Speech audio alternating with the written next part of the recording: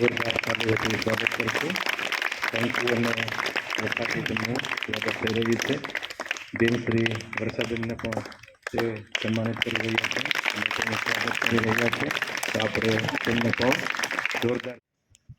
જુનાગઢથી પધારેલા વર્ષાબેન રાદડિયા કે જે આશીર્વાદ ફાઉન્ડેશન અમદાવાદના કોઓર્ડિનેટર છે, તેમજ ડૉક્ટર ભાયાણી સાહેબ અને આ શાળાના પ્રમુખ શ્રી ભરતભાઈ તેમજ ટ્રસ્ટી શ્રી શંભુ બાપા અને આચાર્ય શ્રી ઝાલા સાહેબ તેમજ મારો સ્ટાફ ગણ અને મારા વિદ્યાર્થી ભાઈઓ, આ મહેમાનોનું આપણે કંકુ અને ચોખાથી સ્વાગત કર્યું. આપણે તેના શબ્દો દ્વારા અને તાલીઓ દ્વારા પણ જોરદાર એક વખત સ્વાગત કરીએ. આપણા માનવંતા મહેમાન ડૉક્ટર દિલીપભાઈ ભાયાણી સાહેબ, એમનો પરિચય મિત્રો હું આપું તો આ સંસ્થાના જે સ્થાપક ટ્રસ્ટી એટલે જેણે આ સંસ્થાને ઊભી કરવામાં પોતાનો પાયાનો જે સંઘર્ષમય જીવનની અંદર અને એ સમયમાં એક સ્વપ્ન જોયું હતું કે અમારા ગામમાં એક હાઈસ્કૂલ હોવી જોઈએ, એવા સ્વ મથુરભાઈ ભાયાણીના તેઓ પુત્ર છે અને અત્યારે ડૉક્ટર તરીકેની પોતાની ફરજ નિભાવે છે. દિલીપભાઈ વિશે હું બીજું કહેવા માગું કે એ આપણા દાતા પણ છે અને દાતાના પ્રણેતા પણ છે. મિત્રો, એના માધ્યમથી આ સંસ્થાને ઘણું દાન આવેલું છે. આપણે અજય નટવરલાલ શાહના પુત્ર નિલેશભાઈ જે દિલીપભાઈના મિત્ર છે અને દિલીપભાઈના કહેવાથી એ નિલેશભાઈએ આપણી સંસ્થામાં 5.5 લાખ રૂપિયાનું દાન આપેલું. આપણે તાળીઓથી વધાવીએ અને શાળા પરિવાર વતી હું દિલીપભાઈનો હૃદયપૂર્વક આભાર વ્યક્ત કરું, કારણ કે એ પોતે સુરત સ્થિત હોવા છતાં પણ આપણી સંસ્થાની હંમેશા ચિંતા કરી રહ્યા છે. તો એક ખરેખર દિલીપભાઈ તમારો ખૂબ ખૂબ આભાર. અને આજે તમે અહીંયા પધાર્યા અને અમારી શોભામાં અભિવૃદ્ધિ કરી એ બદલ ધન્યવાદ. ત્યાર પછી મિત્રો વાત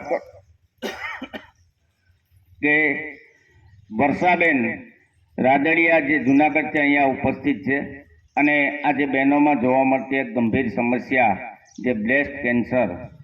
તો બ્રેસ્ટ કેન્સર ન થાય અને થાય પછી શું કરવું, સેલ્ફ એક્ઝામિન કઈ રીતના કરવું, એનું ઊંડાણપૂર્વક વર્ષાબેનને પણ હું એક આભાર માનું છું, કારણ કે કાલે મેં ફોન કર્યો કે બેન આપ આવી શકો તો કાલે આવો 10 વાગે અને બેન છૂટક વાહનમાં આપણે એના રાઈટ ટાઈમે અહીંયા પહોંચી ગયા છે.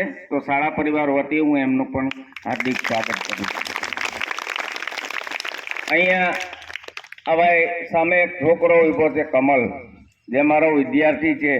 આપણી સંસ્થાનું હંમેશા એડિટિંગનું જે ન્યૂઝપેપરનું અમુક કાર્ય એ સંભાળે છે અને કારકિર્દી માર્ગદર્શન જે શરૂ થવા જઈ રહ્યું છે તો એના માટે એ આપણને હેલ્પરૂપ થશે એવો પ્રમુખ સાહેબનો આગ્રહ છે અને એ થશે. તો એ પણ અહીંયા આવ્યો છે, તો એનું પણ હું શાળા પરિવાર વતી હાર્દિક સ્વાગત કરું છું. આપણા ટ્રસ્ટી શ્રી શંભુભાઈ ઢોલરિયા તેમને આવકારું છું.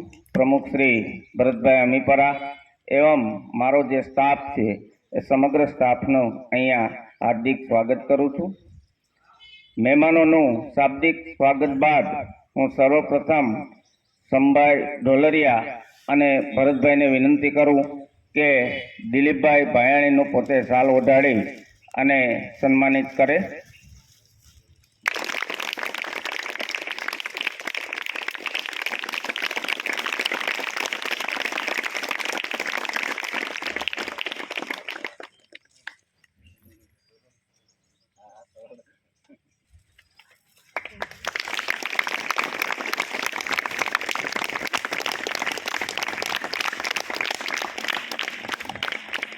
આ કાર્યક્રમ ખાસ તો આજે આવવાના છે બહેનો માટેનો જ છે. હવે હું સંસ્થાના પ્રમુખ શ્રી ભરતભાઈને વિનંતી કરું.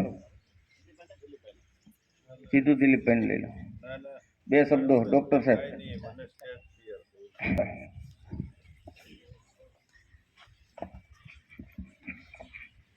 ભારત માતાને વાહ ભાઈ વાહ, ખૂબ ખૂબ આભાર. અત્રે ઉપસ્થિત આપણા સંસ્થાના દાતાશ્રી દિલીપભાઈ ભાયાણી સાહેબ, ડૉક્ટર વર્ષાબેન રાદડિયા. વર્ષાબેન રાદડિયાનો તો અમારે પારિવારિક સંબંધ છે, કારણ કે એક સમય અમારા જુનાગઢ જિલ્લા શહેરની જવાબદારી પણ એ સંભાળતા હતા, શહેર પ્રમુખ હતા અને સતત એક્ટિવ હોય છે.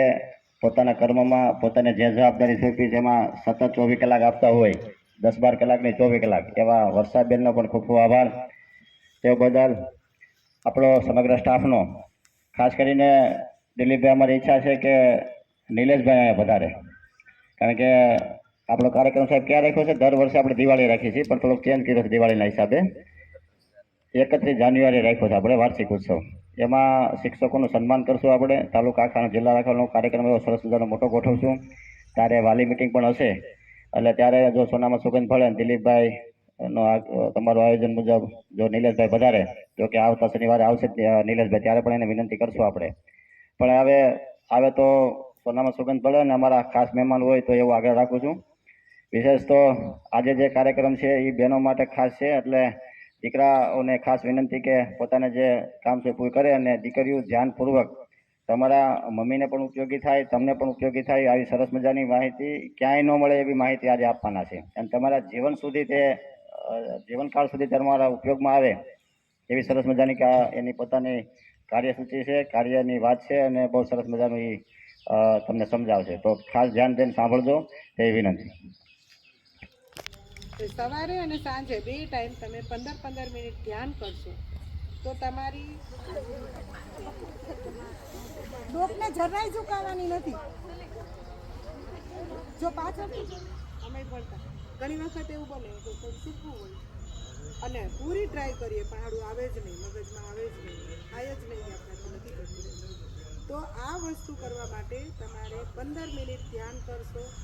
2 કે 3 દિવસના પ્રયત્નમાં જે વસ્તુ એકદમ હાર્ડ હશે ઇઝીલી તમને યાદ પણ થઈ જશે, ઊંઘ પણ કમ્પ્લીટ થશે, તમારા ઓર્ગન એક્ટિવેટ થશે અને તમારા